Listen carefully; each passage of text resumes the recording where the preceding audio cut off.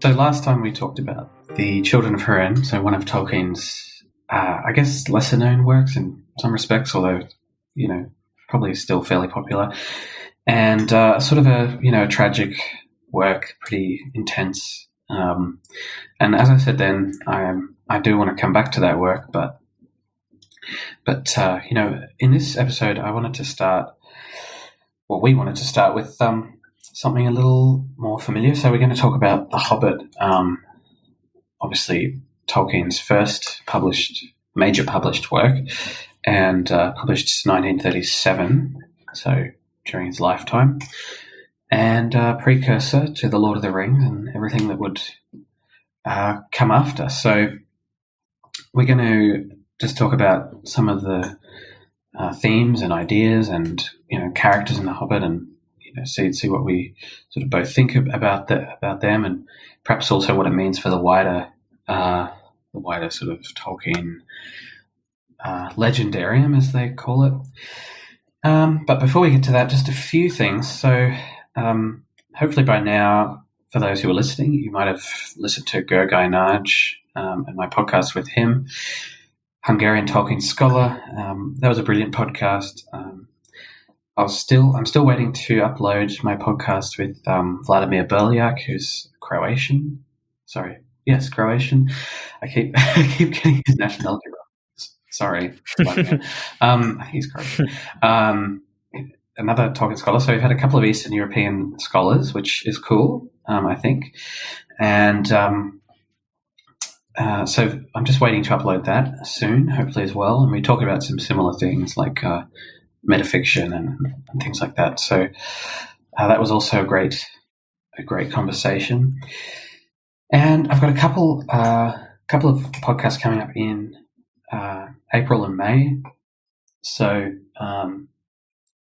first of all, in May I'll have Dawn Walls-Thurmer, who has written a very interesting paper about historical bias in the Silmarillion. So if we treat the Silmarillion as a kind of history, which it sort of presents itself as, what sort of biases do we see? And Dawn's paper does a wonderful job of sort of making that very clear and showing just how kind of biased in some ways it really is if we read it as a historical document. So I'm really looking forward to that conversation coming up in May. The other conversation that I will have in April, second half of April. So the next one will be with the author of a new book that's called Tolkien's Modern Reading, Middle Earth Beyond the Middle Ages by Holly Ordway. So I'll be talking to Holly, who's a wonderful scholar, about the book and some of the themes in the book. And I have yet to fully to finish the book, but so far I'm extremely impressed. I think it's something of a game changer for Tolkien scholarship and really contextualizes some of Tolkien's, his life, but also obviously his work as well. So that's going to be wonderful. And just as a bit of a foreshadowing for that conversation, I'm really impressed by her takedown of Humphrey Carpenter, who is Tolkien's biographer, and I think so far the only authorized biographer. And I've never really liked the Carpenter biography, but now we have some very solid reasons for why we should basically toss it away and wait for better biographies to come along. But what I'm also impressed by is the extent to which Holly shows that one biography has really just shaped popular perception of Tolkien. People just, like Chinese whispers, keep repeating ideas and notions, even in scholarship. And what I hope, if nothing else, comes out of this book is that scholars throw that away for good. So we will be talking about that. So I'm really looking forward to that. So we have Holly in April and then Dawn in May. So both wonderful scholars. And Dawn is also, I should say, a fan fiction writer. I think that's her primary sort of Tolkienian function. And fan fiction is not something I've sort of been into very much. It's just not my not my scene, but so we might touch on that. But for the most part, we'll be talking about Tolkien's work and the Silmarillion. So that will be interesting. So I think that's all the news that I have. There's still no news about the Amazon show, really, just filming in New Zealand, and the OneRing.net continues to make a fool of itself on Twitter. But apart from that, we're still waiting for some news. So as soon as that happens, as soon as there is some news, I'm sure we'll discuss it here. So that's all from me. What's been happening with you, Sridhar? How are you? How have you been going? Yeah. I've been well. It's really interesting that you say that about the Tolkien biography, because it's such a common thing with old, really quite old figures. Like I think of a biography of Leonardo da Vinci by, I think his name is Vasari. Okay. Vasari. I don't know how you say it, but it's full of exaggerations and complications. And I think a lot of what we know about Leonardo da Vinci is colored by that. And there's a similar one for Johann Sebastian Bach. And it's always a shame when I read about these and I read these sort of more factual versions of these biographies, because these people are so fascinating that they don't need embellished biographies, or they don't need they don't need any sort of touched up biographies. Their life is quite fascinating as it is. So it's always quite interesting when I read stuff like that. So it's interesting that even Tolkien is a victim of this kind of sort of mythologization. I guess that happens to all great, somewhat ironically, all great people. Perhaps in a sense he. yeah, he really had it coming. But I think what Holly really shows is that. Especially because this myth that Tolkien read nothing past Chaucer and hated Shakespeare, etc., all of that really comes from Carpenter's books. His biography of Tolkien, his sort of book about the Inklings, and then also his selection of the letters, Tolkien's letters, of which there are many more than those published currently. And he simply states outright in that book that Tolkien, didn't care for modern literature. And this book shows that to be, I'd say, fairly definitively not true. So I think we have to, we have to toss that biography out. He needs a new authorized biography, and a new multi-volume publication of the letters, which hopefully will happen at some stage. And would be really useful to scholarship and everything else. So, indeed. So, so I don't know, what have you been reading apart from The Hobbit, which we're about to talk about? It's always nice to get a sense of what else people are interested in. Yeah, that's a good question. I've been reading a book called The House of Music, which is a series of essays and criticism by a pianist and musical critic called Samuel Lipman, and it's really about music making in the 20th century, which is unique in its in the way that it has been dominated by the institutions. Where previously music has not been predominantly made by musical institutions. Obviously, there were courts and churches, but there weren't sort of straight up musical institutions. So the effect of that and commerce on the music making of the sort of industry and the people within the industry is the fodder for Samuel Lipman, and I think it's quite interesting. Besides that, I've been reading actually a biography of Leonardo da Vinci, a modern one by Walter Isaacson, who has also done biographies of Steve Jobs and Albert Einstein and some other people, and it's been really interesting to read. So that's been my nonfiction fare, and my fiction has been The Hobbit for the last couple of weeks. Lovely. So here we are. What about you? I've been reading, apart from The Hobbit, a book by archaeologist called Greg Wolfe, who has written a book about ancient cities and the development of urbanism in the ancient world, which is kind of my other, obviously, scholarly / PhD interest. So he discusses urbanism from the earliest cities of Mesopotamia up to the Roman period. And it's called The Life and Death of Ancient Cities. So for anyone interested in that topic, that's a pretty good book. I finished it yesterday. And so now I'm going to move on to, as I mentioned before, Holly Ordway's book, Tolkien's Modern Reading, in preparation for that podcast.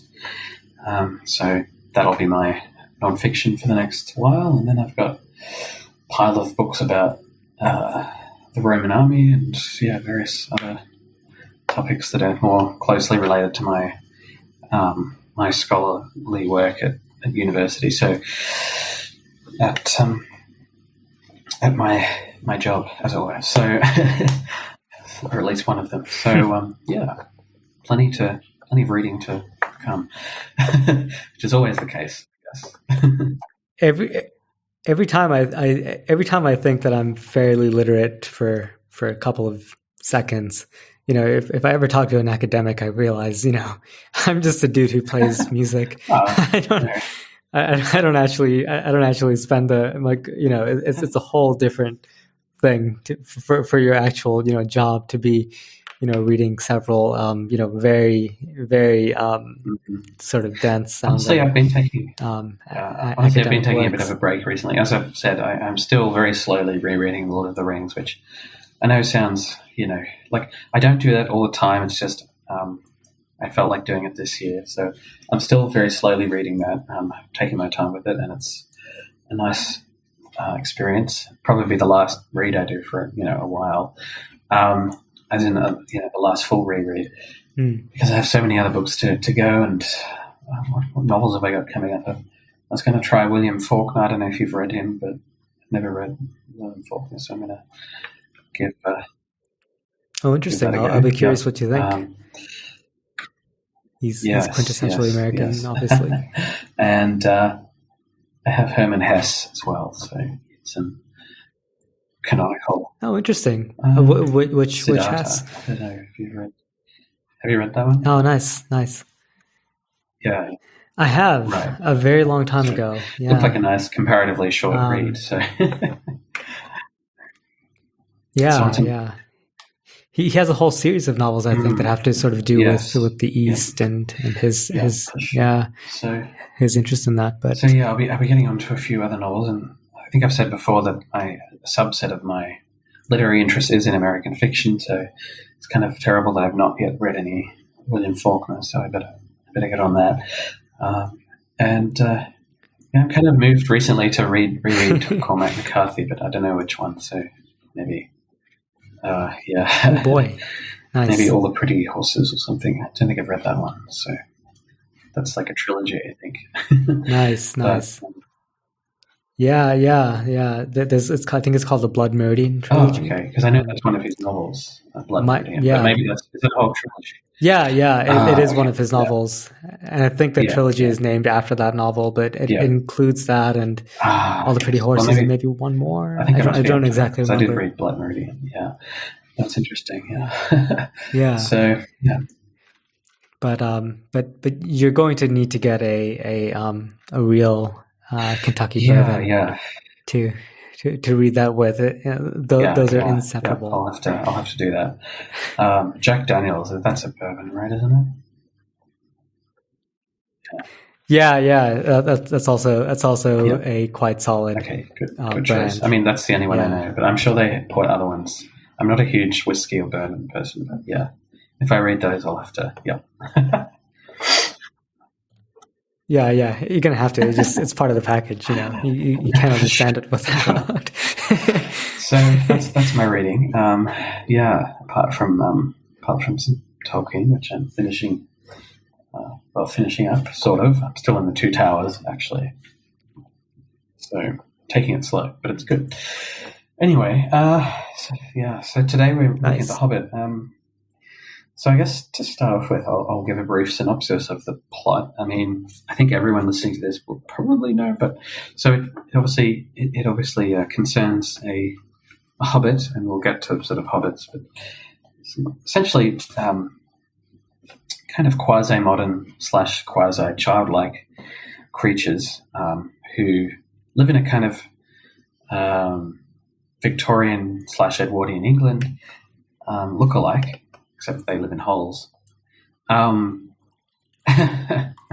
Very nicely pointed holes in the sides of hills, of course. And of course we meet the dwarves, which there are, what are there, 13, right? And of course we meet Gandalf, the wizard. And yeah, I think it's 14 plus Gandalf, yes. which means it's 13 plus Bilbo plus Gandalf, and right? Then we go on an adventure, and it's quite an episodic novel, obviously. It's sort of, just as in The Lord of the Rings, we follow a kind of cartographic plot. And of course, we have the map at the end of the book, which you can follow.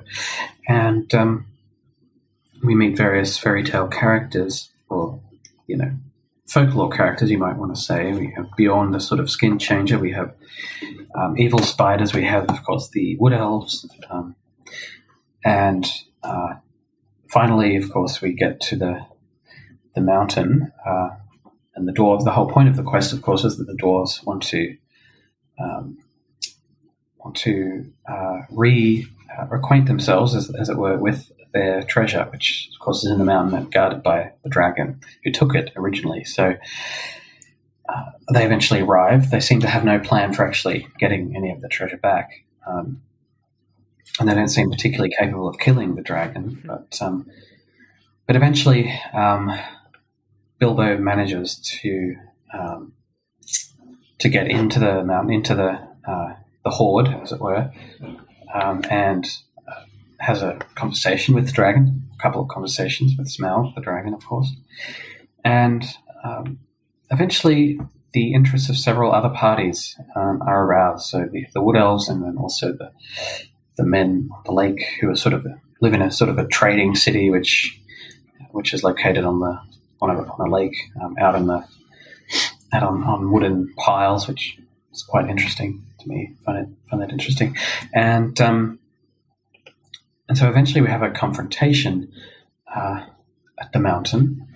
That is after the dragon is finally killed by a sort of a traditional kind of hero figure, right? Bard, Bowman, as he attacks Lake Town.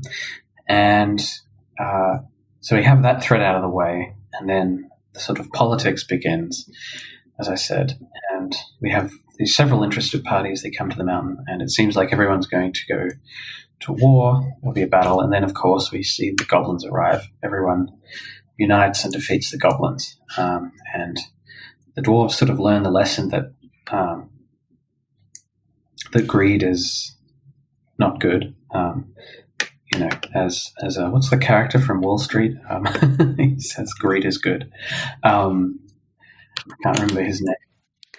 I don't know who you're talking about. No, there's that movie from the 80s or 90s or whatever. But anyway. Are you talking about Glengarry Glen Ross? No, I don't think so. But I know. Anyway, so there are some lessons learned, and then Bilbo goes home, and he is enriched, or not, perhaps, probably, and learns some lessons, and that's just a kind of a bare plot. But of course, we have a sort of I guess a confrontation between a kind of modern world and a kind of ancient heroic world, which has long been commented on by Tolkien scholars, and we see the same theme developed in The Lord of the Rings, but here it's really given a kind of very distilled form, I guess.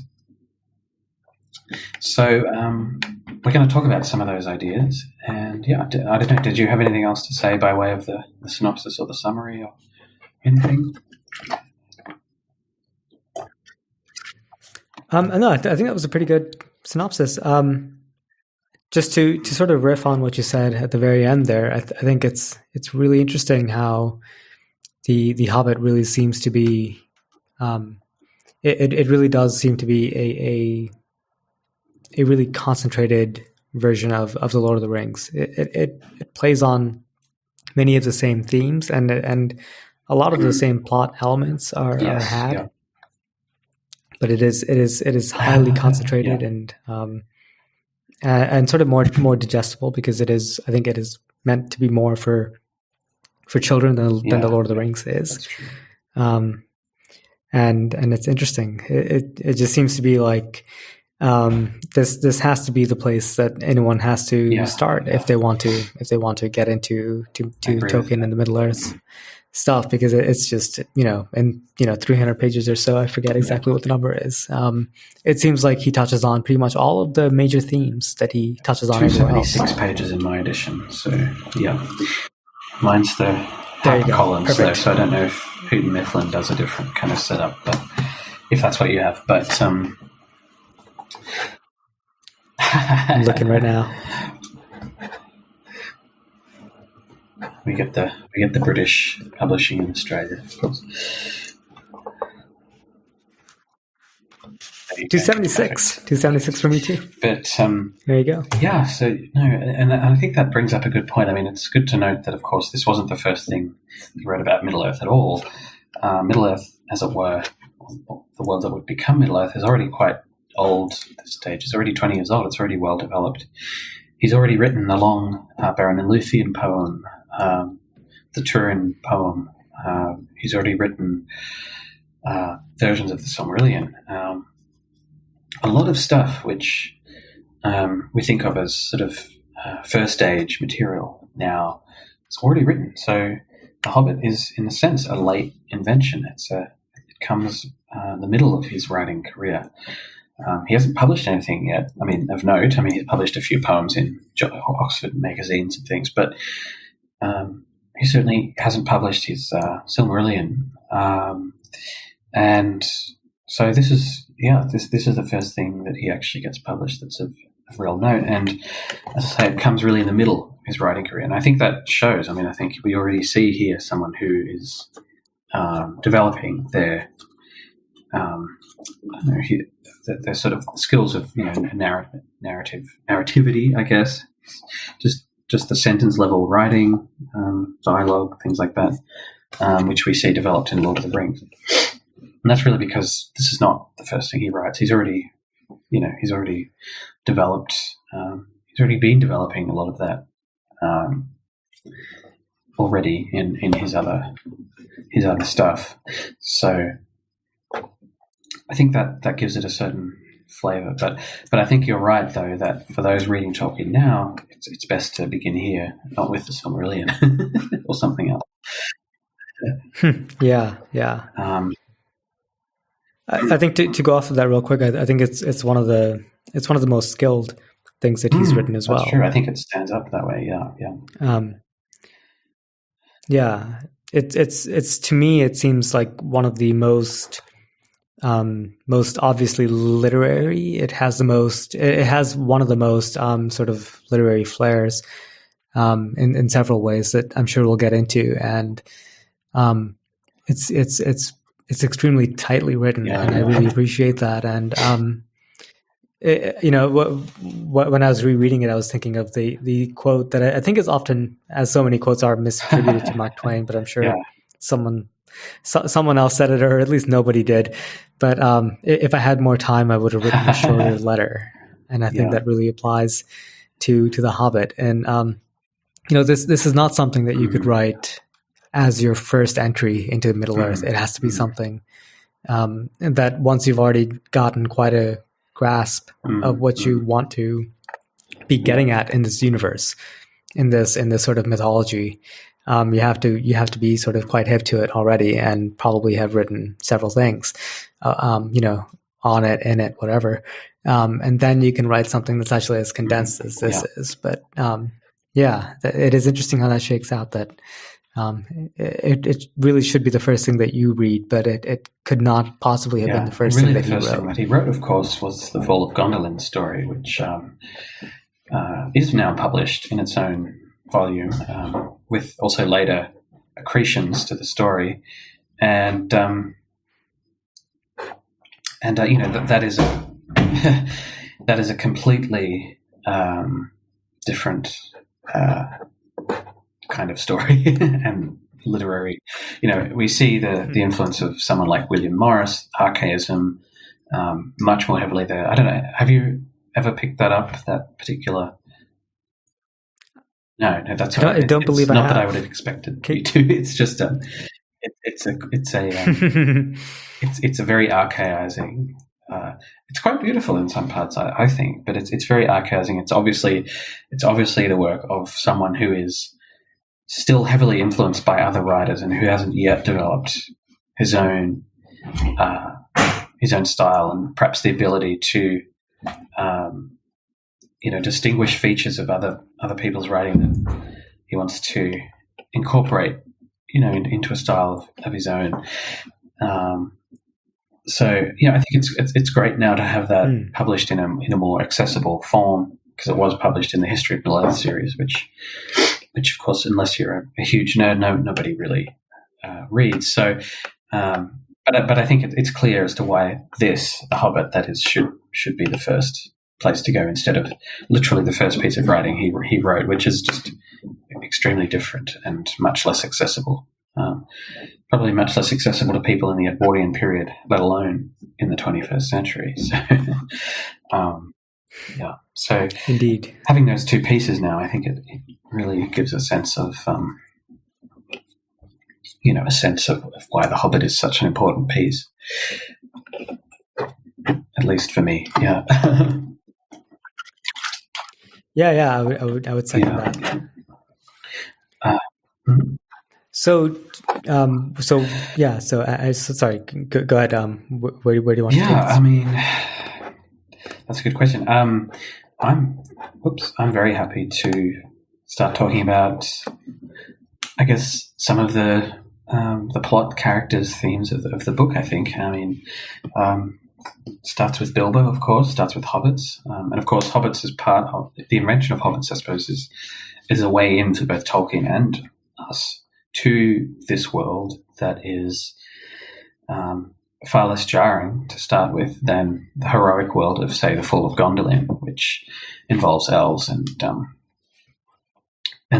goblins and sort of mechanical dragons, but really has no, as it were, readerly context. It's just this kind of story that you're thrust into and you start there. Here, though, we begin with the modern period. Really, we begin in a sort of a quasi, as I said, quasi-Edwardian kind of world. Would you agree with that? Does it come across as sort of far more, I guess, easier to digest, perhaps is a good way to put it, than, say, the Silmarillion or, the Children of Húrin, you talked last week about the Children of Húrin really begins like a Norse saga. It just lists this person married this person at this feast, and however it begins. But it's certainly not, there was in a hole in the ground there lived a hobbit, and it was a cozy place sort of thing, Yeah.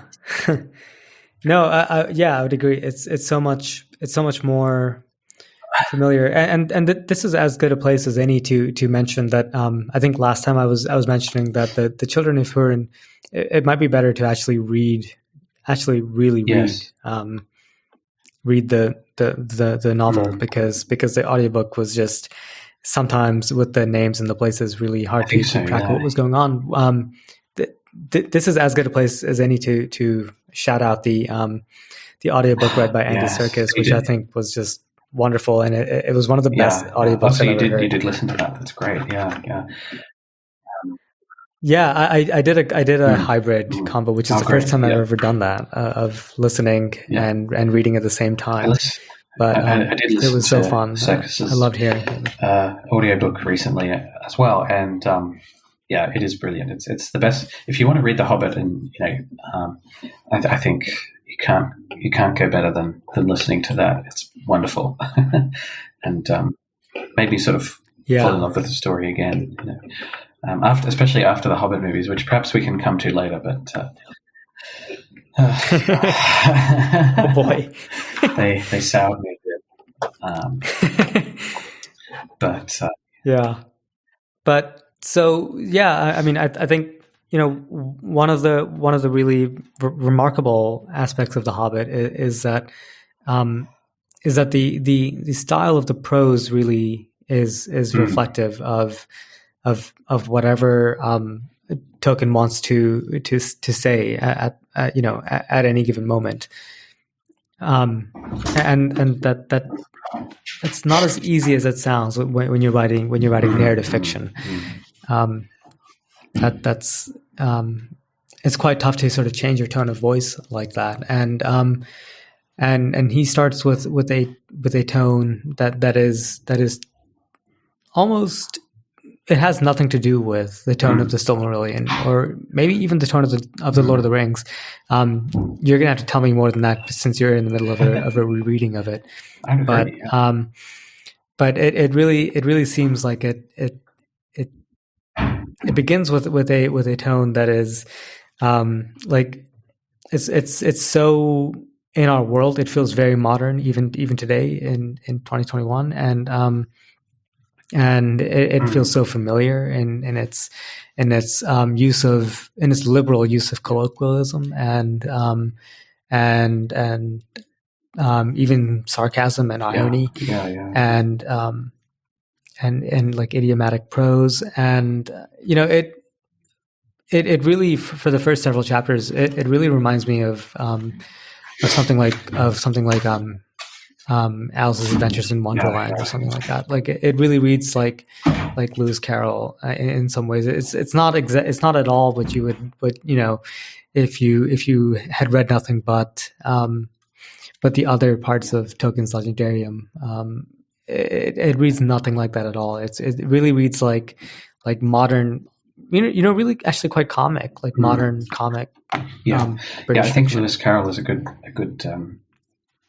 nice, a nice similarity, or to bring up. I can't find my words today. Sorry, but and I think again, Holly Ordway, who's written this book, I think makes a point about that as well. That Lewis Carroll was actually something Tolkien quite liked. So I have no doubt that Oh, really? That he liked the Alice. What did she say? Not exactly to that bit of the book yet, but I think your intuition that might have, that perhaps that was an influence is probably true. So yeah, once I continue reading, I'll let you know what she sort of says in more detail. But that's something I can ask in our interview. But that's coming up. But I think that's probably a pretty accurate intuition, because it's always seemed to me that The Hobbit reads nothing like medieval literature. It really is about it's about the modern, or at least the Edwardian, coming to contact with, as I said, that heroic world, which is to some extent embodied in the dwarves here, and in a different way perhaps also the elves, and obviously also the lake men of Esgaroth. But I think you're absolutely right about that tone. And I mean, it's sort of also perhaps the first chapter of The Lord of the Rings, you get something like that, but it becomes something quite different, I think, earlier on. It certainly loses a lot of that comic aspect that it has here throughout The Hobbit. At least, even the final chapters don't entirely lose that. Whereas The Lord of the Rings is excessively serious, I think, perhaps too much sometimes. And as you said, the Silmarillion is a different beast entirely. So, I really think that's why. I mean, I hesitate to say this on the Reading Tolkien podcast, where I'm sure people are listening to this who are very educated about Tolkien in a way that I couldn't possibly hope to be, but I really think The Hobbit might be for me Tolkien's magnum opus, because it seems to. Yeah, am I going to get murdered on this on No, the well, show? I'm interested to hear what you have to say. But then you're going to get murdered once. Yeah, exactly. Yeah. Well, I just think, I mean, it contains, like we mentioned before, it contains a little bit of everything that I think the other sort of more heavy works contain. I think that there's something contained within this that you can really appreciate more if you know a little bit more about the Tolkien. That's true. That's true. Yeah. Legendarium. So it's all here, I think. I mean, like, not a lot is missing from me, at least, to my amateur ears.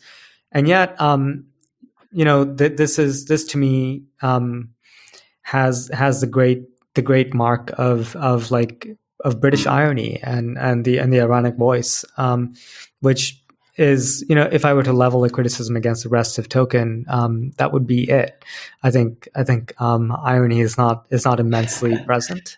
Whereas I think The Hobbit is an extremely ironic novel, and this might just be my own.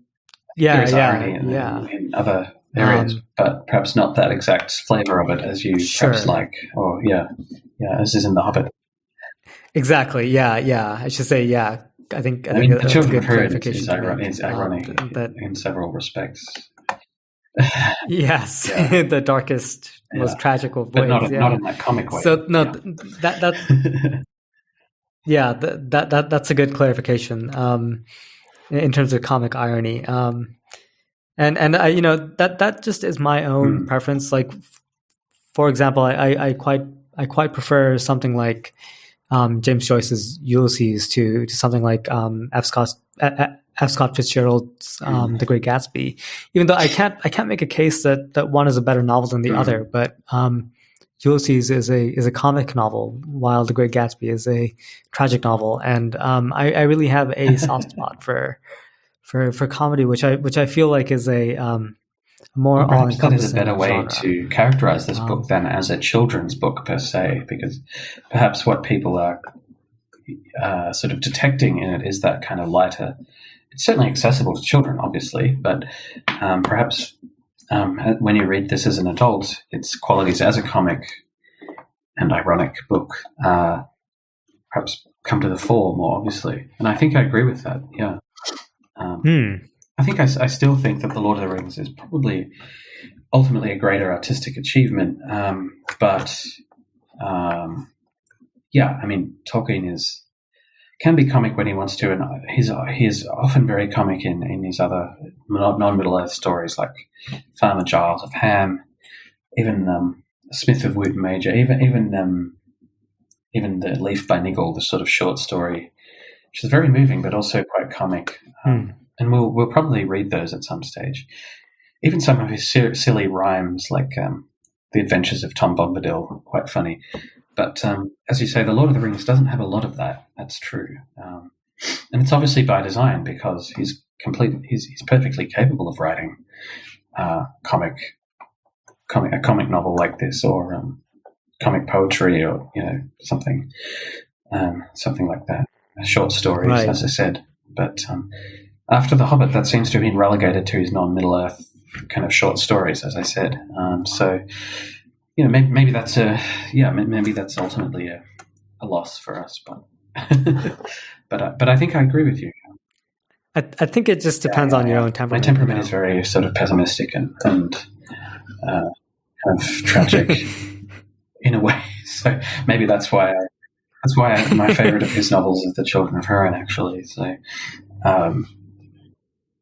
there you go. Sort of, I think that really sums up the both of those. Maybe. So there you go. Yeah, The Lord of the Rings is somewhere in the middle, I think. But yeah, that's interesting. Yeah. Having said that, of course, I do appreciate that side of The Hobbit, which you mentioned. Yeah.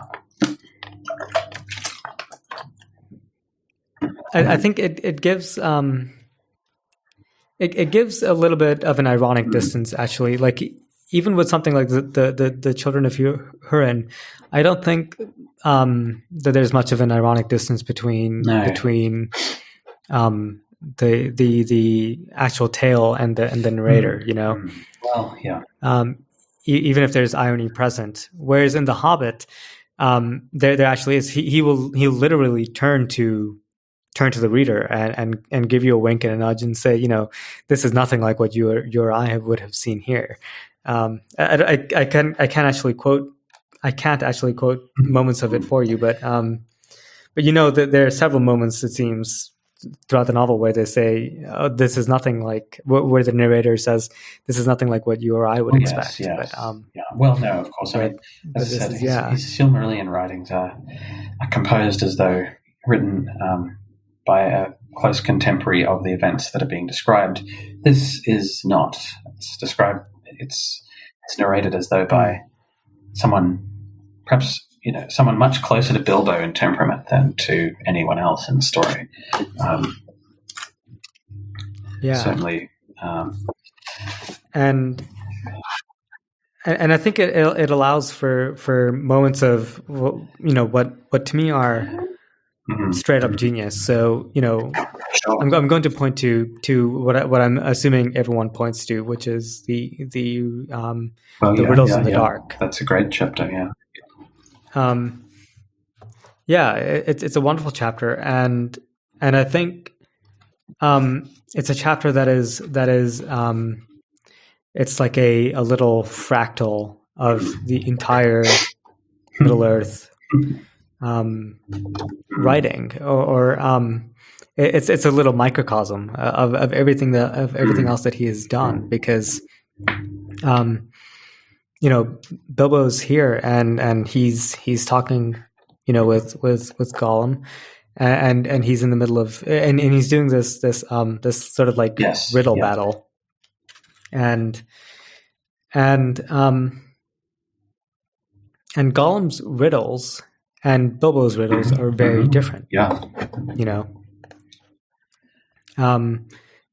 Gollum's riddles they seem very old school. They seem very serious. And he passes them off. The narrator passes them off as Gollum being, trying to be sort of terrifying and scary. But nonetheless, they're very old school. They're very, they're terrifying, scary. All right. Sure. So this is page 73. This thing all things devours. Birds beat trees flowers. Gnaws iron, bites steel. Grinds hard stones to meal. Slays kings, ruins town. And beats high mountain down.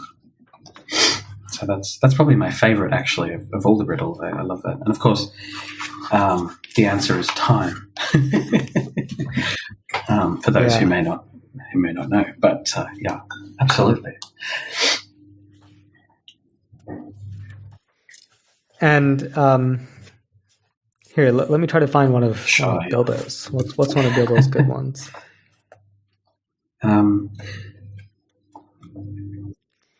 I quite like this one. An eye in a blue face saw an eye in a green face. That eye is like to this eye, said the first eye, but in low place, not in high place. Lovely. And it's the sun on the daisies, right? Is that one? That's that one? It's the sun on the daisies, yeah. Completely intuitive, but it is not at all intuitive. And I would say none of Bilbo's really are. Maybe the one, a box without hinges, key or lid, yet golden treasure inside is hit, which is exes, as Gollum says.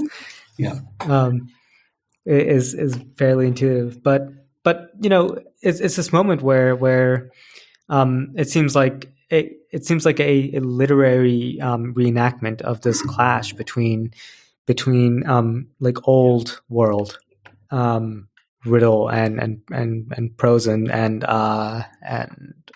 sentiment and new world sort of wordplay and flair and rhyme and rhythm and pizzazz and I love that.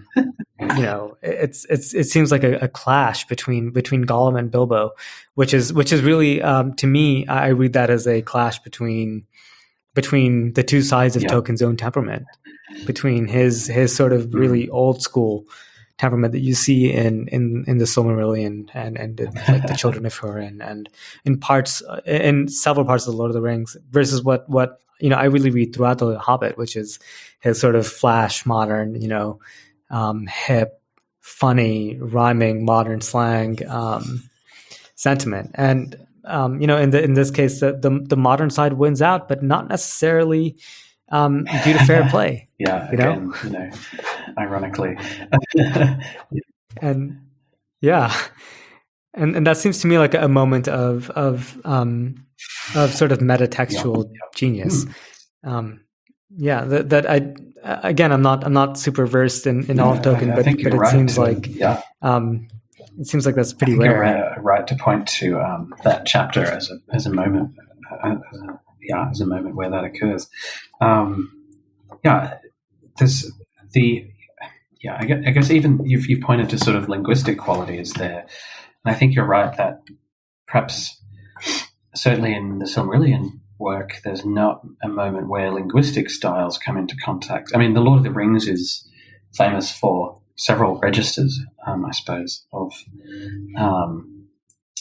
both sort of archaic and also modern sort of narration and sort of linguistic play to an extent. But here I think you see it, as you say, in a more distilled form than anywhere else. I think that's right, yeah. And perhaps that's what, as you say, makes The Hobbit so distinct, is on that linguistic level, which I hadn't thought about too much before, because there's that thematic level with Bilbo and of course, the dwarves and the characters. But on that linguistic level, it also works. And perhaps it's there where it most resembles Lewis Carroll or something like that. Although it's been a while since I've read any of his stuff. But there is that sort of play there. It kind of happens with Smaug as well. With Smaug, I may as well, this is a question that I've had forever, and I may as well ask you here because I'm on the Reading Tolkien podcast. So how do you say, is it Smaug? I mean, I would say Smaug. How do you say that? I think that's probably Smaug. Okay. But, it doesn't matter too much, I guess, if you say Smaug, but Smaug sounds a little... Okay, fair enough. Sounds a little... Perhaps that's more comic. I don't know. Yeah, I just want to reduce my chances of getting axe murdered here. No, you're right. I think you've made a good case. But you've made a good case for the Hobbit. Oh, fair enough. But I think it works with Smaug as well, where he speaks in idiomatic prose. And I think again that's a case where he's really painted as a not a modernist, but like a sort of someone who has maybe an aristocrat or something who really has a problem with the trappings of wealth. Definitely. And he speaks in sort of modern lingo, So I really think like it's a funny thing where the way that people speak really tells you about their character. Oh, pardon me. Yeah, no, definitely. I mean, in The Hobbit, that's certainly something that continues in The Lord of the Rings, but certainly in The Hobbit, it's again we see some of these features very, very clearly, and Smaug, of course, doesn't really belong to the heroic world. He belongs really to the aristocratic world, I think, which is a bit different, and sort of carries implications, kind of as Smaug does, of hoarding wealth as opposed to sharing it about, of course, right, which is what Smaug literally does. And then he speaks like one. He speaks like a kind of perhaps a late 19th century aristocrat, kind of dismissively of the capitalists, as it were. And the dwarves are kind of almost painted in that way as well. There's an element to them where they are both sort of in that heroic world, but also perhaps also in some ways in the modern world as well. They're kind of they don't necessarily want to. Well, at least at first, they don't seem to necessarily want to just sit on the wealth, but also to use it to sort of enrich the area around the mountain. At least until Thorin, of course, at the end, sort of gets the so-called dragon sickness, which is exactly that desire, that urge to sort of just sit on the wealth and hoard it and keep it from others, locked away. But I should really thank Tom Shippey and Michael Drought for those insights, because really that's something that they've talked about a lot in their books and podcasts and things. So, but I think there's a lot to that. Yeah, I don't know how you take Smaug, but Smaug.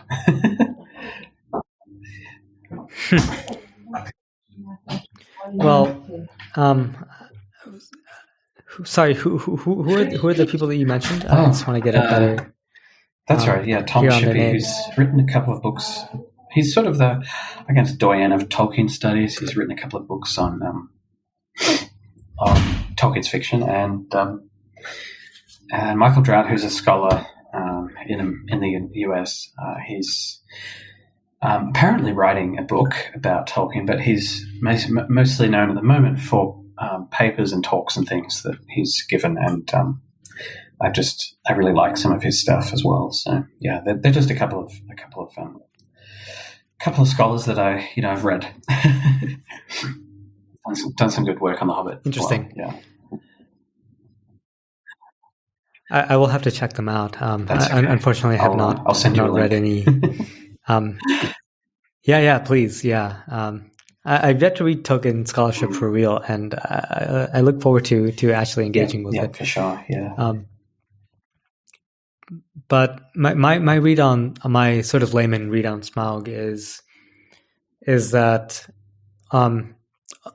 just right off the bat, I think another thing that Tolkien really distills in The Hobbit is his connection to Milton, where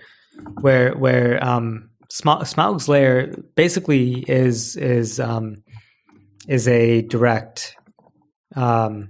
I'm not going to say a direct quote, but it really reads a lot like the way that Milton describes his pandemonium. Yeah, that's interesting. Which comes at is it at the end of the first act or something? Not the act, whatever. Yeah. The first part. You know what I'm talking about. But it just in terms of its sort of like it's broad spaces and it's empty chambers and it's sort of the rooms that are sort of overfilled with wealth and fire. It seems very, very similar to his description of the capital of hell. That is pandemonium. And I think this relationship with Milton is one that Tolkien continues throughout his work, and it's one that's really again to use the same word, distilled in The Hobbit, which again I find very interesting. On top of that, like we've already talked about how Smaug has a very peculiar way of speaking that is sort of idiomatic of like the 19th century, you were saying, or like late 19th century. Yeah. In any case, it's different from everyone else, and that in itself is fairly unique. It sort of it harkens back to a view of the dragon that I don't think is Edwardian at all. Like it must go back to, I can't think of any other example but Beowulf, in which the dragon is actually that's interesting. Yeah, right. so in that sense, it's within Smaug is captured all the influences and the ambivalencies of Tolkien, where he might, I guess he speaks like an Edwardian character, but actually in terms of the Edwardian depictions of dragons, Smaug doesn't factor into that at all. He's really a very old depiction of a sort of an anthropomorphized. Is that the right word? Yeah. Anthropomorphized dragon, whatever. He's intelligent. He speaks idiomatically. He's smart, and he has vices. He's not pure evil, sort of distilled into dragon form. He's almost a real character. He's like a real human almost. He just happens to be a dragon. Absolutely the case. Yeah, he's a character. And a lot of, others of Tolkien's dragons are. I think Glaurung in The Children of Hurin is. I don't know if you would agree with that. We didn't really talk about Glaurung, but he's quite sarcastic as well in part. Has some of that. Yeah, no, that's true. Smaug, I say Smaug. Yeah. So I think that's a good place to have a break, and we'll come back in just a sec. Yeah. All right, we are back after some pizza. So, I think we were sort of, honestly, I can't remember what we were talking about, but I think we were sort of thinking about Smaug, right? That's where we were going. Yeah, something like that. And his particular talking style of talking. Pardon me. So, what about Bilbo himself? How does Bilbo sort of strike you as a character? He strikes me as possibly the most interesting character in any of the Middle Earth stuff that I've read. Okay, yeah. Again, I'm coming in with the hot take. You don't like Turin that much, but fair enough. Well, I mean, the sort of asterisk and the caveat that has to be put to this and everything else that I've been saying is that I'm speaking in sort of purely literary terms, not just in terms of who I have sympathies for, who I like, or who have really moved me, the most. I thought the ending of the Children of Hurin was quite moving actually, and quite tragic, but it needn't be said. But in terms of literary prowess, maybe the one that I have the most appreciation for, at least right now, is Bilbo in The Hobbit. Right. Because he seems to Tolkien. I mean, he seems to fit in a sort of fairly traditional Bildungsroman or Bildungsroman. I don't know how you say it. Within a sort of epic quest. Again, without really, while sort of hitting all the main points of all of the other stuff that he wrote, he still sort of hits along many of the same points, and yet Bilbo's quest seems to be a much more distilled version of Frodo's, and more than anyone else except for Frodo, his quest seems to be one where he really changes. He's not, and in fact, in The Hobbit, a point is made of this, which I don't think is necessarily made in The Lord of the Rings. Which, again, you can correct me on this because you're in the middle of reading it. So, in The Hobbit, I think a point is made that Bilbo actually grows up, whereas the dwarves do not. Well, and there's a sort of striation where Gandalf seems to be having the long view from the get-go. He always knows, and the dwarves seem to have a sort of ground level view from the get-go that they don't really ever give up. And then Bilbo's here in the middle, where in the beginning he just wants to have his quiet life, and he's quite annoyed that they don't help him do the dishes, and throughout the novel he really grows up, and he has this coming into his own, and by the end he is there essentially saving the world from Thorin Oakenshield. Yeah, perhaps. I wouldn't say that the stakes are quite so high here in The Hobbit as they are in Lord of the Rings, but yeah. Sure. Fair enough. Maybe I'm just exaggerating the what would happen if I get what you mean. Yeah. Thorin got the Arkenstone, but he, at least in terms of the novel. Bilbo is really the only thing standing between Thorin and the sort of the end of the novel in a sort of unsavory way, and I don't really think that in the Lord of the Rings, like maybe Frodo's that character, but he doesn't quite have the same kind of transformation, and he doesn't really, he wouldn't really be. I don't know. There are more influences on Frodo than there are on Bilbo, to keep him on the sort of straight and narrow. I think Frodo's and I don't know. Sorry, yeah. No, I think you're right. I mean, I think Frodo's a different character to Bilbo in several respects. First of all, I think when we meet him in The Lord of the Rings, he's far less childlike at the start than Bilbo is, I think.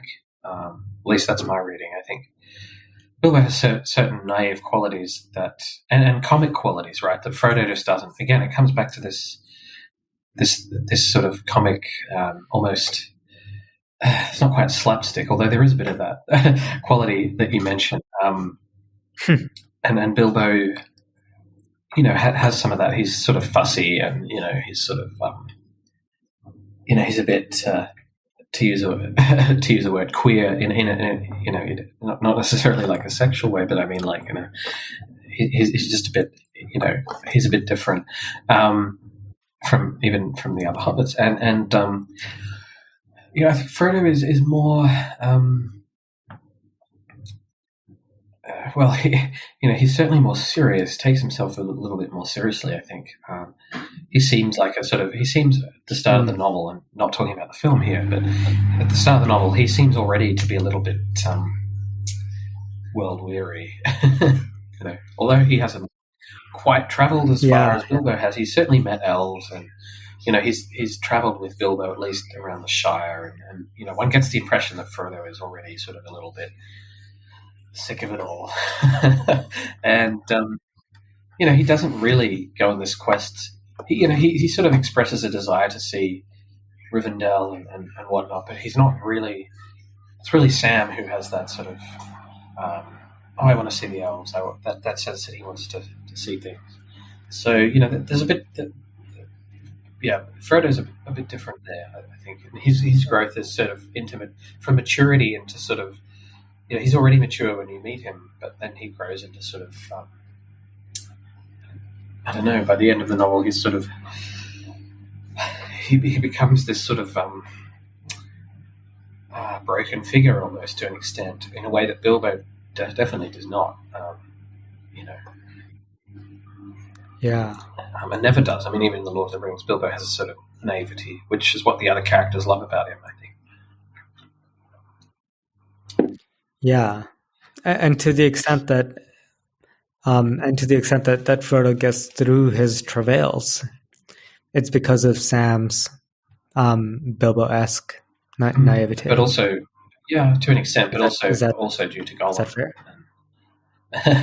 It's true. I think the story in The Lord of the Rings is perhaps you noted before that it doesn't have that comic element, but perhaps I would say that it would feel out of place because really the Gollum. Sam Frodo story is about trauma, I think, in the end. Whereas I don't feel like this really is about trauma. This is about, I don't know, yeah, I don't know what you would think of that. I mean, we'll have to read Lord of the Rings and see what you think once we've got there. Yeah. But from my previous readings of it and my current reading of The Hobbit, I would agree that I mean, this really, it's not even that it uses a different tone for the same kind of material. It's just a different material altogether. Yeah. And having said that, I definitely take the point. Bilbo is definitely a writerly character in that sense that you describe. And he's a great, and he has a sort of a funny personality, obviously. But yeah, I don't know. Obviously, it's long been remarked, I guess, that Bilbo has these sides to his character, that the adventurous side and the stay-at-home kind of fussy side, as I mentioned before, the Took and the Baggins side, as it were. But I think your note about the Bildungsroman kind of character of the book is very perceptive, and somehow that's managed. He manages to weave that in there amongst this very, very, I don't know, sort of. How's the way to describe it? The plot, it's very sort of episodic, I guess. Yeah, but that's really the through line. Yeah. And he manages to make it quite a point in that again, like I said, it's not just that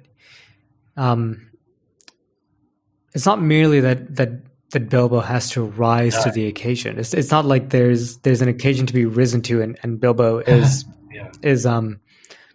subpar to it, and he has to rise to it. It's that when the occasion comes, the people who have been sort of deriding him throughout the novel are not there to rise to the occasion, and he is there to rise to it. So there's that added element. That's right. Yeah. No, that's true. I mean, and that, I guess that could bring us more to the dwarves again. I mean, as characters, they're at once sort of, as I've mentioned, like a part of that heroic world that Bilbo is sort of introduced to, but at the same time, they're also kind of bumbling fools. And I don't know how you took the dwarves in there, apart from Thorin, perhaps, but. I think Thorin worst of all. So yeah. Yeah. I took them as I again I might be accused of reading this book with a heavy hammer, but I kind of read it as the dwarves not really lacking, not really having any sort of self-reflective. Well, I think that's what makes them heroic, right? Or understanding. Because what is a hero? Perhaps, and I think in this novel, I think it's also what makes them tragic. True. Yeah. So my reading of it very much was as a sort of defense of the modern, as a defense of irony, as a defense of as a sort of self-reflexive comedy. But I mean, that might be too literary of a reading of it. I mean, why I don't know. not? What do you think? Why not suggest a literary reading of it? Why not? Yeah, I mean, I think that's plausible. I mean, usually The Hobbit is read as well. Neither the modern nor, say, the heroic, if we want to think about it like that, comes out on top. Both have sort of interesting facets, facets that sort of can learn from one another. But you sort of think, well, really it's the modern that's being that is the Hobbit kind of with his modern values, relating to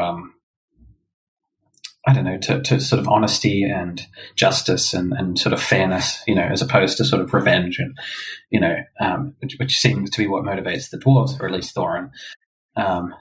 Exactly. You feel that really comes on top in the novel. That's where it sort of sits at the end.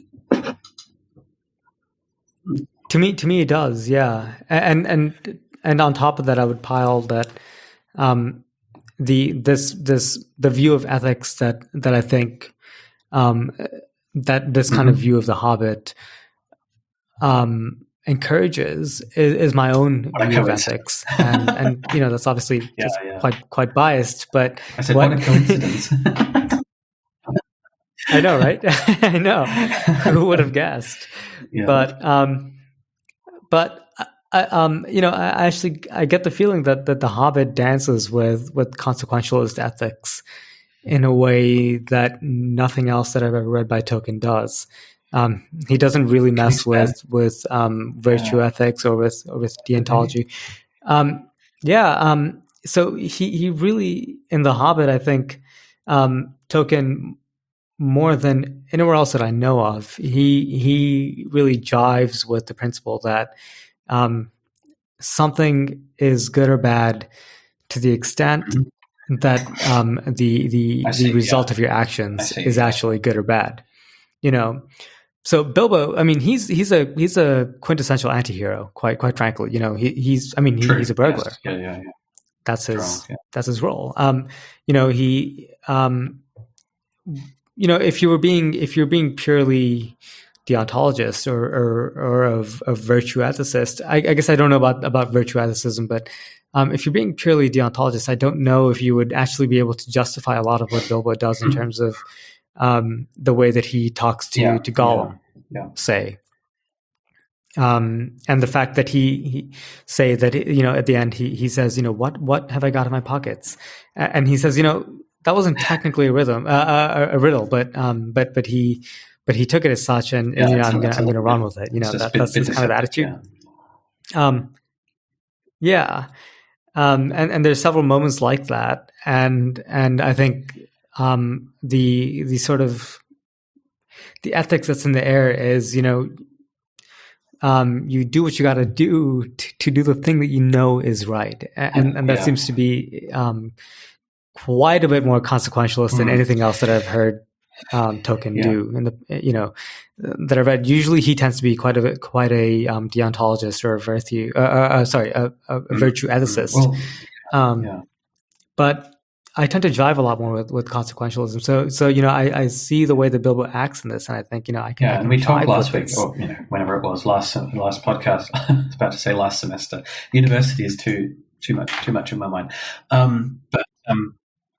We talked last podcast about Aragorn's character and perhaps how he embodies a virtue ethics kind of position. And if you think about how Bilbo acts here, and then how Aragorn acts, that is an interesting contrast again, isn't it?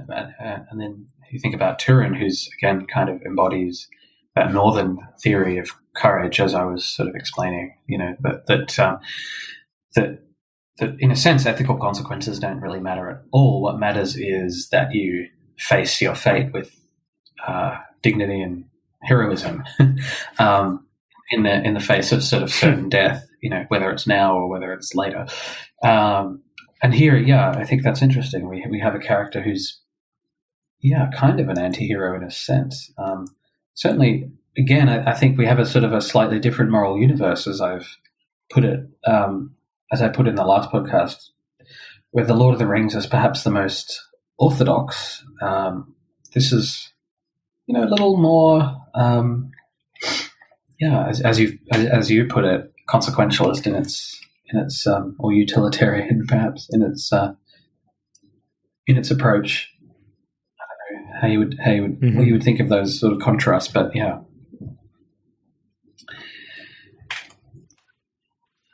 Yeah, for sure.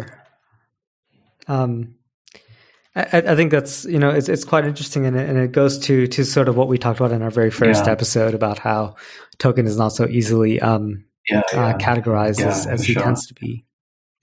It seems like he has a different opinion every time you read him. Almost. I think in the Lord of the Rings, he tries really hard to write and embody a kind of virtue ethics, right? In the whole framework, right? We have this this catastrophic existential threat, which is Sauron regaining the ring, and we have characters who are good by virtue of their virtues, basically, who oppose him, right? They're good because, and of course that entails consequences, right? It entails that. Well, why does Faramir not? I mean, this is where the movies completely misunderstand the character of Faramir, for example. Why does Faramir in The Lord of the Rings not take the ring? Because he's a virtue ethicist, because he already has certain beliefs about what's right, and therefore, is not tempted, right? I mean, Galadriel is perhaps, funnily enough, a bit less of a virtue. She, for example, she's a bit more of a consequentialist. Yeah, she's like, well, if this happens, Lothlorien is going to, fade into the. Well, it's going to. Unless she takes the ring, either Lothlorien is going to be destroyed, or it's going to fade away, and then whatever. And that's a consequence, right? But in the end, she sort of chooses the option because it's the right way, aka the more virtuous, perhaps.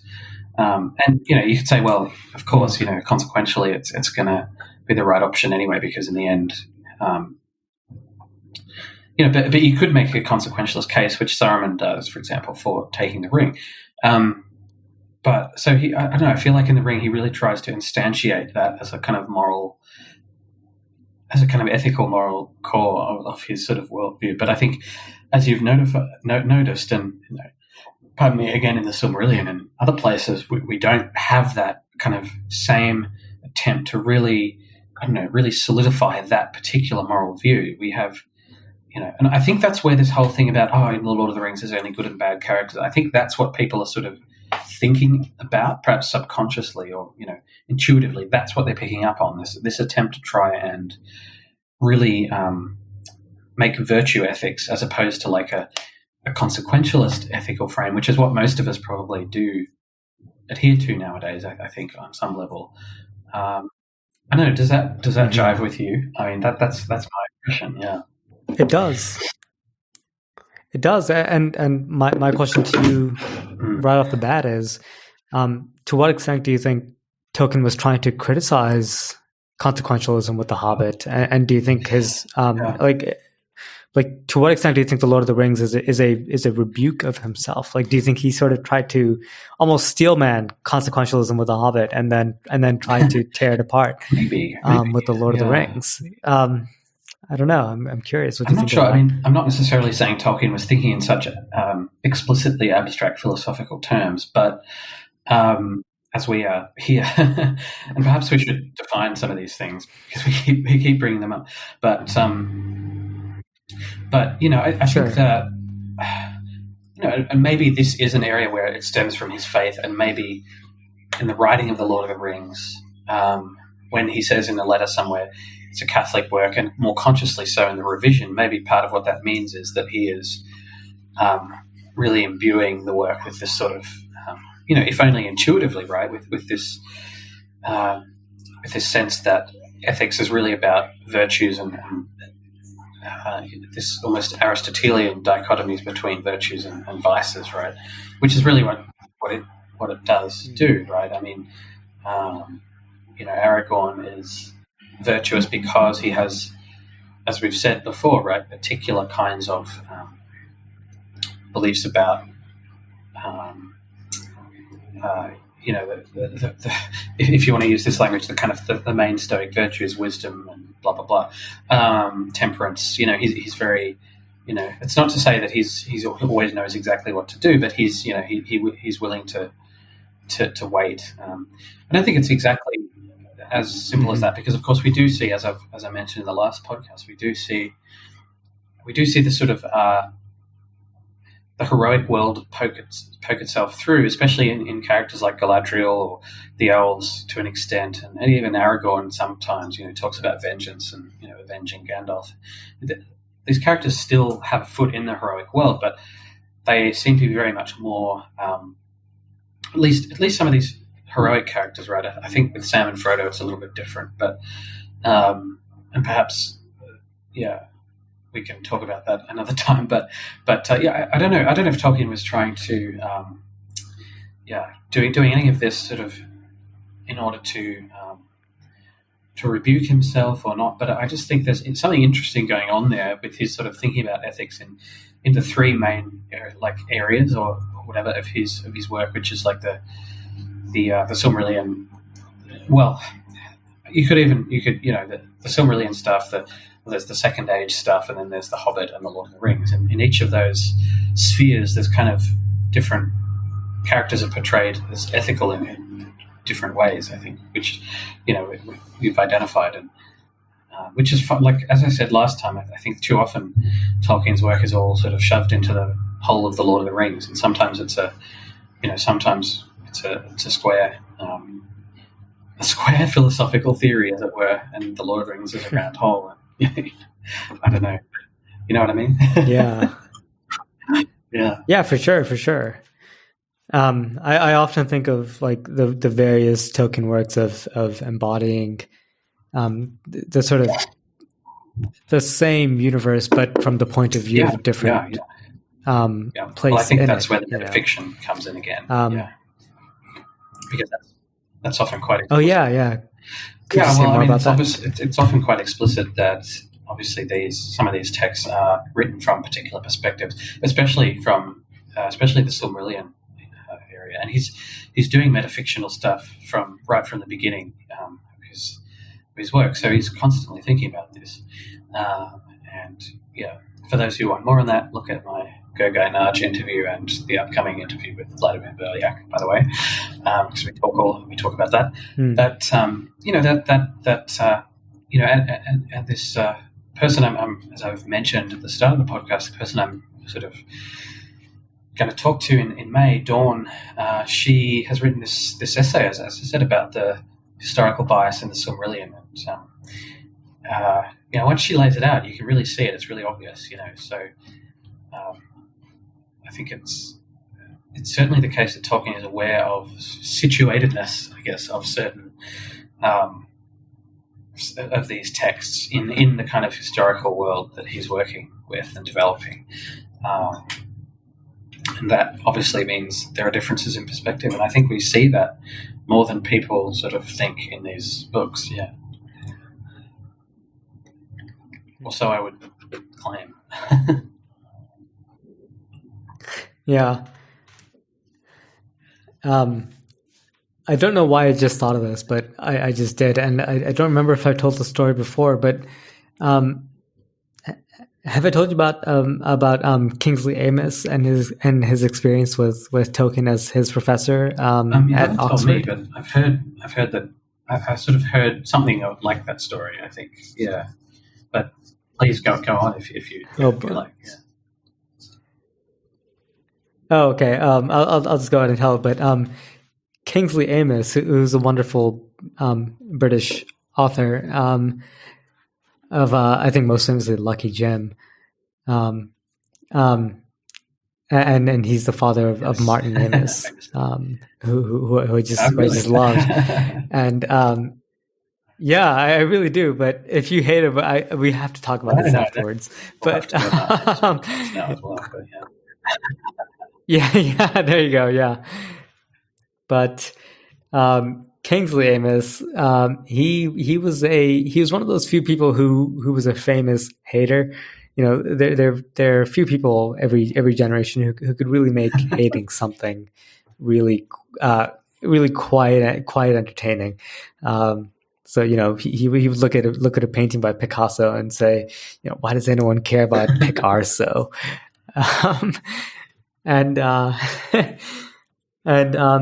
one of his professors was Tolkien, and boy did he have just excrement to write about Tolkien because apparently Tolkien had a bad habit of writing something on his whiteboard and then turning around while speaking exactly what he just wrote on the whiteboard in his incommunicable tones while covering up what he actually wrote down, and then as you were falling asleep to his dulcet tones of boringness, he would turn around and then erase what he just wrote, so that you couldn't even copy it down, and then he would write something new again. That does sound like a frustrating, a frustrating thing. Yeah. I figured you would appreciate it as someone who's like in academia, like you would really know, what constitutes a bad, like really bad, like academic practices. Well, yeah, that does sound a little neglectful, I must say, or negligent. I try and be clear in my classes. I think I'm getting better, but yeah. I'm still bad at writing on like whiteboards or anything. We don't have blackboards at my university. We have the whiteboards. But so no, I'm trying to not to mumble.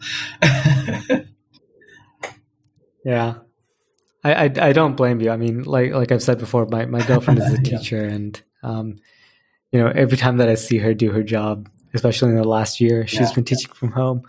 I think I could not be a teacher without purchasing a Kalashnikov. Gosh, that's tells us everything. Yeah, exactly. There you go. Just cancel me right here. I find they're not too bad.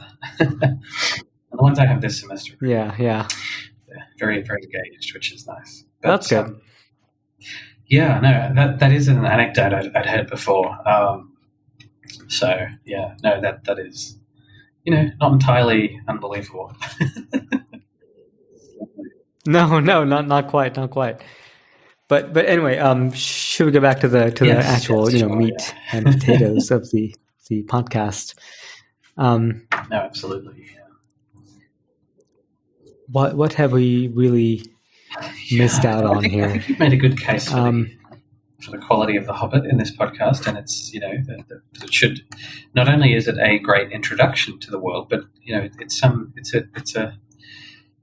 a part of that world that Tolkien's writing that should be revisited, I think, as well, and certainly should not be dismissed as a mere children's book, something like that. If indeed. Oh, I'm so glad that I'm not sure. I'm sure. Yeah, that I'm not sure I agree with you that it's like his magnum opus, but we'll have to reread Lord of the Rings and Yeah. I'm not actually sure that I agree with that myself. I just like to say things to sort of put things on the table and see how they fly. Yeah. Absolutely.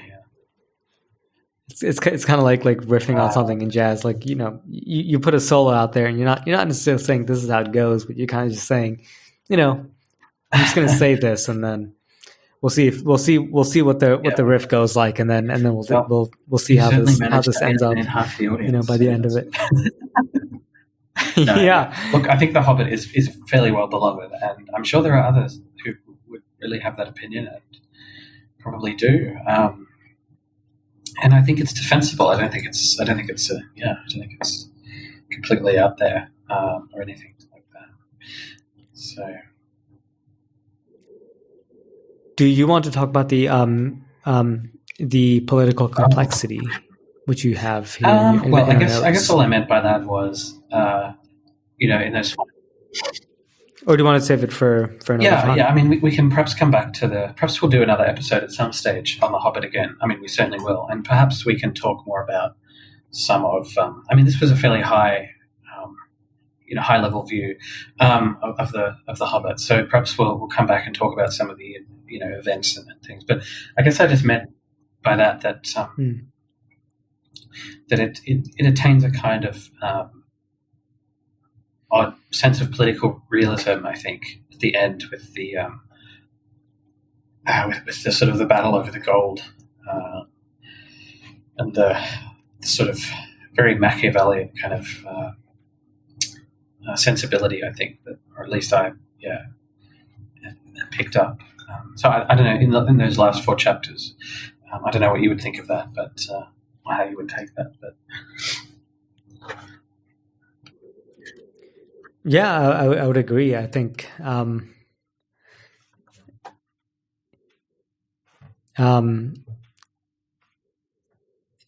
he certainly seems to he certainly seems to criticize anything resembling the sort of like Ayn Randian, like sort of like radical, like self. I forget what the term is called, but like the self exceptionalism or whatever. Like he's definitely not Ayn Randian at all. No, yeah. I mean, it's arguable that he's even making a sort of case for a socialist, a socialist world. You know. Yeah, I mean, I don't know to what extent Tolkien was influenced by distributism, that sort of Catholic idea, sort of Catholic social justice notion. But what is that exactly? I've never heard of it. I don't know exactly. And obviously, I'm not a Catholic, but you know, it's sort of a. Okay, I'm going to look it up. It's economic theory asserting that the world's productive assets should be widely owned rather than concentrated. So yeah, it basically comes out of Catholic social teaching, blah blah blah. So it's sort of a middle position between full socialism or communism and laissez-faire capitalism, but it's particularly associated with late 19th century Catholicism, Catholic thought, which is interesting. So, you know, there's definitely like a precedent in Tolkien's own lifetime for perhaps a more distributist idea or view of things than we would be used to today in especially conservative Catholic thought, I guess. Yeah. I guess that's another knock against the people who sort of think of him as a sort of Catholic paragon, and maybe a large part of the people who view him as a sort of reactionary god nowadays, you know, which I sometimes happen to see on Twitter. But, I don't think he was.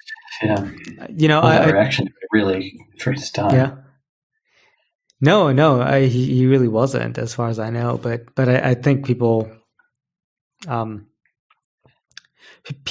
co-opt his views to, you know, to meet their own. Yeah. And no, absolutely. And I know C.S. Lewis really respected him. Yeah, well, they were friends. Yeah. Is that true? Yeah. I think Lewis is more of a reactionary than Tolkien is. Although, you know, both figures are complicated and complex, not really reducible to sort of the political dichotomies that currently beset, well, your country more than anyone else, but also here as well to an extent. Yeah. Perhaps every country in the Western world. Yeah. Yeah. Well, that's really what I was going to say, that you know, I think I sometimes see people trying to point to people like C.S. Lewis or J.R.R. Tolkien as a lantern for today's politics, and I don't think it really maps on. I think, you know, they may have had reactionary elements to their own politics, but I think in terms of what they would have believed today,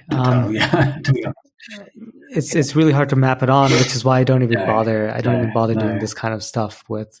But I think Tolkien, I mean, it comes across to me at any least as a fairly had some sort of instinct for justice in a general sense. Exactly. Even if that wouldn't always manifest in a way that I don't know, someone might agree with today, perhaps. I mean, but who knows? You know, we don't know. Obviously, we can't know. So. Fruitless exercise in a sense.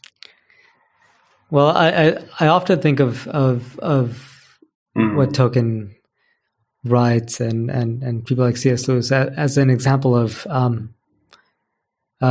what I think of as sort of like capitalism 2.0, which I know is not my coinage, but I don't actually know who did coin it. But just the idea that sort of like the new capitalism is going to have to have a lot of socialism, like the sort of Andrew Yang level. I think that, we have to embolden capitalism by giving everyone a universal basic income. So, we have to have capitalism, but the only way we can have real capitalism is by letting people actually, spend their money. Andrew Yang, so I was hell yeah, Yang gang. But no, same here. I was Yang gang all the way. But all jokes aside, it really does seem to be like the Tolkien-esque attitude, which is that we can't be as naive as thinking that the future has to rely on completely optimizing for wealth equilibrium or complete freedom of the market. It has to do with recognizing that they both have their values, and we have to optimize for one or the. We have to optimize for both, and the way to do that is to try to enable a free market by trying to enable wealth equilibrium. And in some weird way, I actually kind of feel like the Hobbit and the Lord of the Rings are kind of on board with that. I don't want to be one of those people who thinks that like their favorite authors are on board with their politics, but he does seem like he's hip to a kind of quasi socialism that I think has to be the only way forward. He seems quite advanced in that way. Perhaps so, and he may not have put it like that, but as I said, there's definitely a sentiment of sort of general sort of I don't want to say social justice, that has the wrong connotations, but nowadays especially, but there's definitely a sense that that these books have a sort of obviously an undercurrent of again that sense of I don't know how to put it, like that sense that wealth is often something that will corrupt, I guess. Especially if it's not distributed, but hence distributism. If it's hoarded and as Smaug does, it's. Well, if we're not too far ahead of our time here, this might be a good time to talk about dragon sickness. Sure. Yeah. What did you feel like you wanted to say about it? Yeah. Well, I was going to ask you what you wanted to say about it, because you brought it up earlier. Well, and I was going to ask you about it. We've sort of already touched on it. I mean, it's really just this notion. I mean, the films really exaggerate things. They call it this thing. It's like this psychological. But I mean, in the book, it's just talking about really that desire to hoard the gold. That Thorin, again, sort of ironically, has by the end of the novel, because he can't bear the idea of sharing it around. I mean, so he becomes in that way like a dragon, like Smaug, So I mean, it's really that idea to which it's referring. I mean, again, the movies sort of turn it into this, I don't know, this psychological disease or something. It's very bizarre. They're constantly talking about dragon sickness. Yeah. But I think the books mention it once or twice, and it's just a descriptor for this. The hoarding of wealth that first Smaug and then Thorin sort of engage in. So I think it goes to a point that the book is really not in favor, shall we say, of that we might say aristocratic kind of behavior. Yeah. So I have two questions about that. One, would it not be fair to call everyone who's involved in the sort of battle of the five armies or whatever as having dragon sickness and affliction?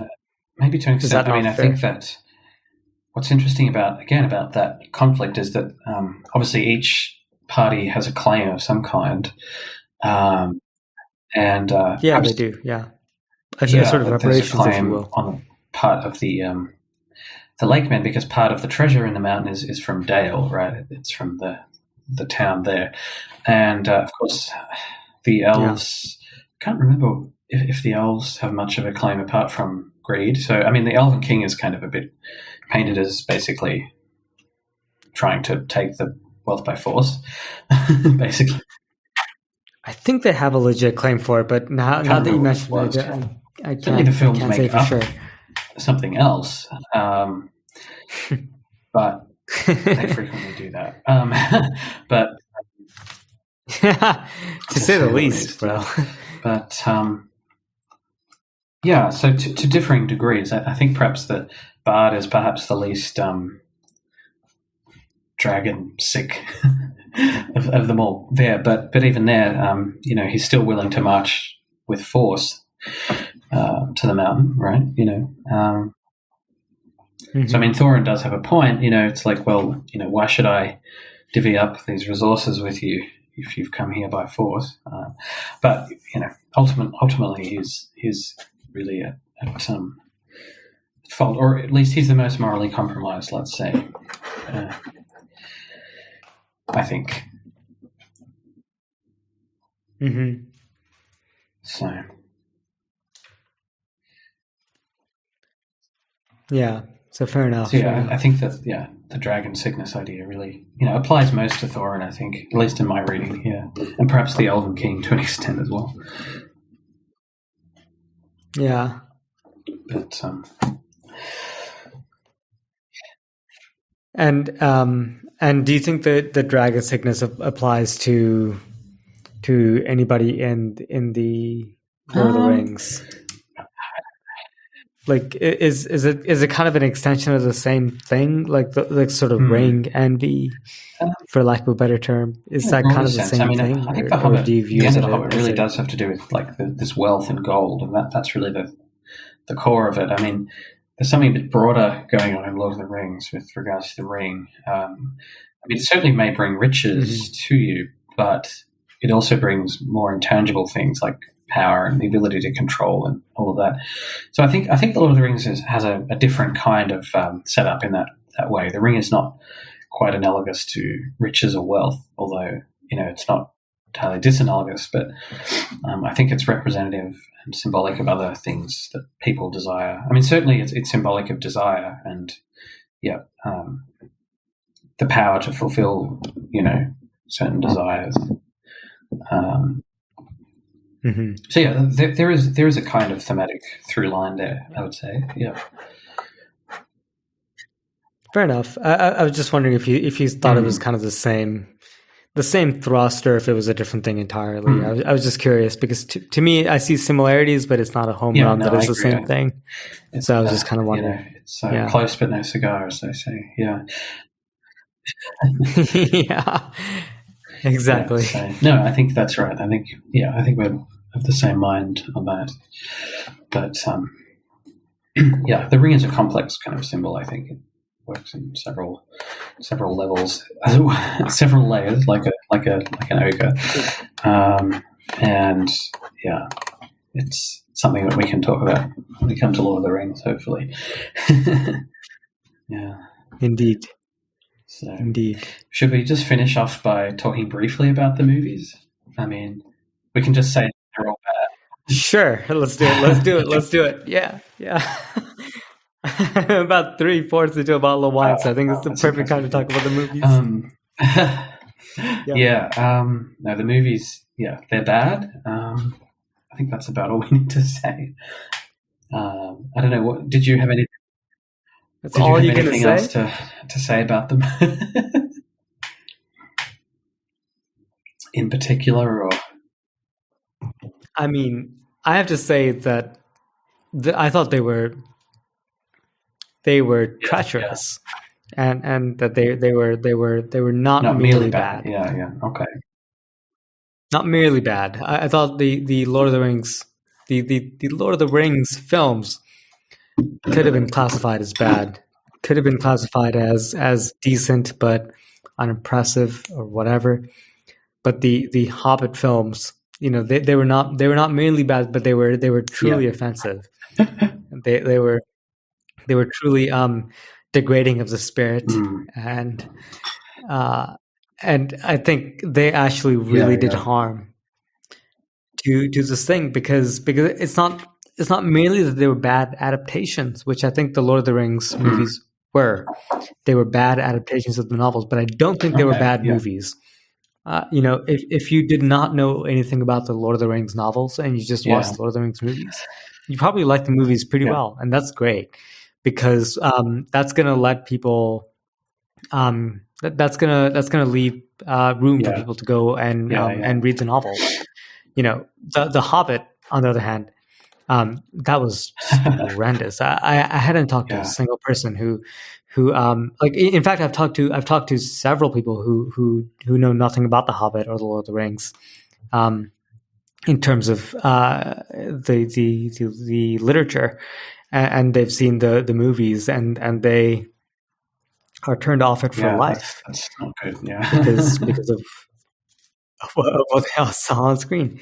It was so bad. And they didn't need to make it so. I understand that it had to be that they for some reason made the studios made the films become 3 films rather than 1. But if you look at the Lord of the Rings, one thing that I will say is that it is ultimately a masterclass in how to turn an extremely long text into a movie. Even if it's not done in exactly the way that I would have liked it to be done in, it is still a masterclass in how to transform a text that is, quite frankly, too long to be made into a trilogy. Into a trilogy. It's a good trilogy. Whereas with The Hobbit, you notice that you have the exact opposite effect, where it's quite a short novel. It's quite a short story. It's quite frankly barely a novel. It's like a long novella. And yet you have these people who want to try to turn it into a trilogy because of the studios, and it should be offensive to anyone who cares about storytelling. And God, it is just good rant. It is just it should be. If anyone cares about the structure of storytelling, it should be hateful to them. I mean, all I would say about it is that, I think there were, a couple of choices that, that seem promising, like the Martin Freeman as Bilbo. I think everything from the effects to the set design to even to an extent the music was a letdown in comparison to the Lord of the Rings movies. And even there, there were things that I sort of find fault with. Not that it matters what I find fault with, but you know what I mean. I think there was far too much focus on the dwarves as these sort of heroic characters. I think turning Thorin into Aragorn, or perhaps Boromir more specifically, was not a great idea. I think it completely lost that comic irony that you're talking about, and I think that's why it failed mostly. I mean, I think it just did not have that. I think it should have. I think it would have worked much more effectively had it maintained that. That tone. And would it have been different to Lord of the Rings? Yes, but would audience have liked it? Well, yeah, probably. I mean, they like the book. I mean, if you had the same, it's not like audiences aren't clamoring for the Hobbit to be rewritten in the style of the Lord of the Rings, and Tolkien tried to do that and then was dissuaded because it didn't work. So, I think that, what you said before, about its tone and its sort of linguistic playfulness and things, I think had that really been translated onto screen and had Bilbo maintained the sort of central focus, I think, it would have been much, much superior as a film. Yeah. Yeah. It's a real classic case of someone not knowing what they nailed in something, exactly. And I think I said, I said last time that I don't feel like they really read the text very, like talking about the Lord of the Rings films, I don't think they really read the text with, like they read it obviously in a detailed way, but I don't think they read it quite understanding or grasping grasping it, and I think that comes through in the Lord of the Rings, but it comes through even more in the Hobbit. I mean, yeah, Oh, obviously, for sure, in a for sort of a sure. glaring way. um, Yeah, and it really is just it just is maddening at a yeah, certain yeah, point. I mean, I mean, I mean, look, like one thing I had to point to is that like for the Lord of the Rings, like all flaws aside, the battle scenes looked mm, fucking mm. awesome. Because they used like 100% real people, right? Well, It was like there certainly were shots with lots of basically, digital extras for the wide shots, but yes, there were. Yeah, they weren't CG characters like right in the foreground sort of thing. Yeah, for the most part. Yeah. yeah.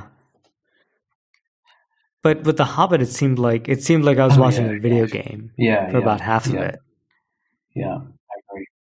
And then the need that, like, I don't know why they felt the need to add so much Yeah, fluff, and the fluff had nothing to do yeah, with Tolkien's legendarium.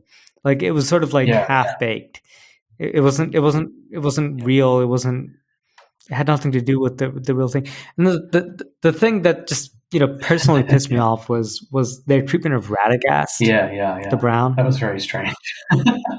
If I may just sort of like, I don't want to turn this podcast, which I know you have like legit scholars on here, so I'm No, sorry not that at I'm all. just here like talking shit No, about the it's Hobbit good. movies, Go ahead. but but um, but like to have like Radagast the Brown on your movie, and like I think in the first one or the second one, um, they had a scene where they showed him like unable to fix like a fucking squirrel Yeah, or something like that.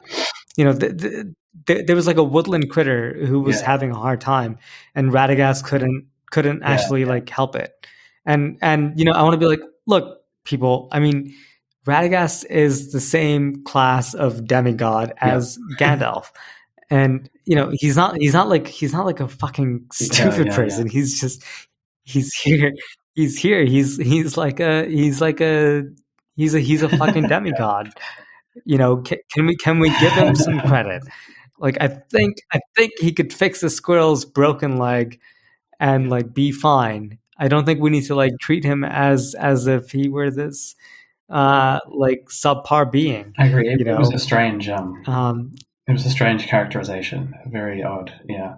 Um, and that was like one of they like I remember they like opened with that yeah, because I yeah, remember yeah. I being in the remember too. theater Yeah, and just watching that and being like, oh, okay, I guess I realized that this means that they're not going to care about yeah, yeah, anything because if they let this go, it just means that they're yeah, not going to care about yeah, yeah. No, I anything.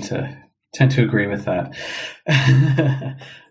Yeah, I mean, Sorry, I know this is a place where like no, serious people no, not congregate, at all. but I think we can, allow ourselves to justifiably riff on the horrible, hideous films, Hobbit movies. Yeah, so, sweet. Because they were actually bad, right? Like I don't know if you'll actually agree with me on this, but my opinion on the Lord of the Rings movies is that they were not great adaptations of the novels, but they're pretty good movies, and I would happily watch I them broadly agree with that. anytime. Yeah, yeah, yeah, yeah. Yeah.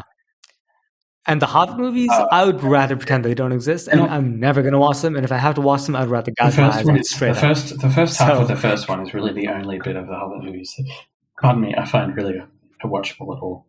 But even there, fair like I enough. haven't gone back. I don't go back to watch it, um, Yeah. for years. So I haven't seen them. So I don't know. They're pretty terrible. I think is the takeaway from that. But but I think I think it's a real testament to like Peter Jackson not really knowing what he yeah, did that's a well great point. Yeah, in the Lord of the Rings yeah, movies. that's a great point. Or the studio or someone. Anyway, Because I think yeah, yeah, that's true. it's an evidence of some sort of large disconnect that was already present during the Lord of the Rings movies, and it didn't quite ruin the movies Well, for the Lord the of the funny thing Rings. is, it's present also in God bless others of us. these adaptations, like The Lovely Bones. I don't know. That was a movie that came out in 2010, I think. Like Jackson, it was adapted from a novel by, I don't know who it was by, but again, exactly the same sorts of issues. There was an overuse of CGI, sort of making literal or sort of really obvious that which is implicit in the book, or and then misunderstanding, the point. So